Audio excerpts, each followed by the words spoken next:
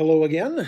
Psalm 36 is before us this time, and a somewhat brief psalm, but what a contrast we see in these verses as David opens up. He says, "There's an oracle within my heart concerning the sinfulness of the wicked." And then the psalm just contrasts the wickedness of sinful man with the love of God, the righteousness of God. And as we consider what he has to say about the wicked, the only conclusion we really can rightfully come to is there, but for the grace of God, go I. Each of us has a sinful nature that we fight against, we will fight against to our dying day, that wants to be and do the things that we see in these opening verses. But it's only because of the love of God that is as great as described here in the following verses, that God rescued us, that he gave us life. As David says in verse 9, "For with you is the fountain of life." God gives us life as he brings us to faith in his Son through the proclamation of the word. He creates in us a new spirit that fights against the wickedness that we see in these first verses and clings with all its strength to the love of God for forgiveness and also, again, for protection. And that's how David closes with a prayer for protection, and then just a final verse of, what we ask for protection against is ultimately going to be defeated by God and will never rise again. And so we look forward to that. Even as we see this contrast, we give thanks for the grace of God that saves us from our own sinfulness and continues to watch over and protect us.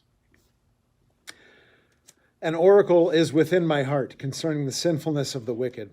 There is no fear of God before his eyes, for in his own eyes he flatters himself, too much to detect or hate his sin. The words of his mouth are wicked and deceitful. He has ceased to be wise and to do good. Even on his bed he plots evil. He commits himself to a sinful course and does not reject what is wrong. Your love, O Lord, reaches to the heavens, your faithfulness to the skies. Your righteousness is like the mighty mountains, your justice like the great deep. O Lord, you preserve both man and beast. How priceless is your unfailing love. Both high and low among men find refuge in the shadow of your wings. They feast on the abundance of your house. You give them drink from your river of delights. For with you is the fountain of life. In your light we see light. Continue your love to those who know you, your righteousness to the upright in heart. May the foot of the proud not come against me, nor the hand of the wicked drive me away.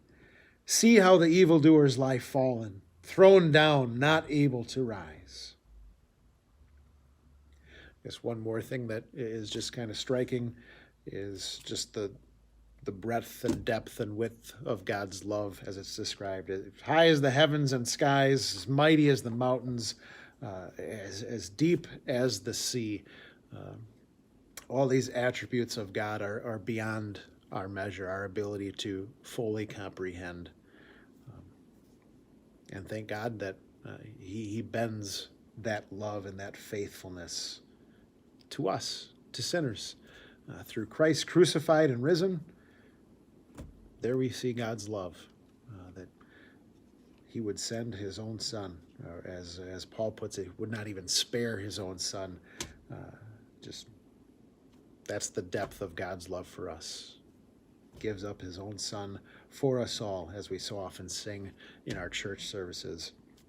You can never contemplate that enough, and certainly never appreciate enough or give thanks long enough for all that God has done for us out of his great love.